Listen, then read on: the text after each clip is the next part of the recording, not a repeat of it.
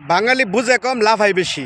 মুস্তাফিজের আইপিএল নিয়ে ইস্যুতে বাংলাদেশের যে মুস্তাফিজরা নিশ্চয়তা দিতে পারে না, তাহলে বাংলাদেশের 11 জন প্লেয়ারকে নিশ্চয়তা দেবো কীভাবে?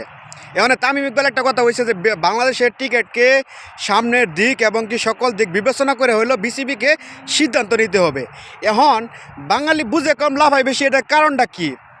বিসিবি একটা মস্কা একটা বুঝ দিছে যে বাটফার বিসিবি, যে অবৈধ বিসিবি, যেটাকে এখনকার যে বুট প্যানেলে যারা আছে এরা সবাই অবৈধ। এখন এই অবৈধ বাঙালিরা বুঝ দিছে যে একটাই, যে আমরা ভারতের একটা আইসিসিকে একটা চিঠি দিছি, যে চিঠির মধ্যে যে আমরা কইছি যে ভারতের যে বেন্যু আছে এই বেন্যুর মধ্যে খেলতো না, কিন্তু আইসিসির মধ্যে যে চিঠি দিছে সেই চিঠির মধ্যে লেখা আছে যে যে কলকাতা যে বেন্যু, যেখানে বাংলাদেশের ম্যাচগুলো হওয়ার কথা, এবং কি কলকাতায় মুস্তাফিজুরকে কিনে নিয়েছিল।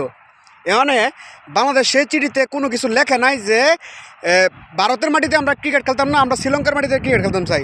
এখানে এটা হয়েছে এটা লেখা নাই।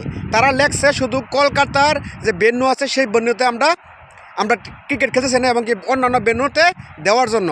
কিন্তু আমরা বাঙালিরা বুঝাচ্ছি যে ভারতই বুঝতে না খেলবার লাগে, শ্রীলঙ্কা যাওয়ার লাগে। এই জন্য আমরা বিসিবিকে অনেক সাধুবাদ জানাইতেছি। এখানে বাস্তব রিয়েলিটি কথা হয়েছে জানেন কি?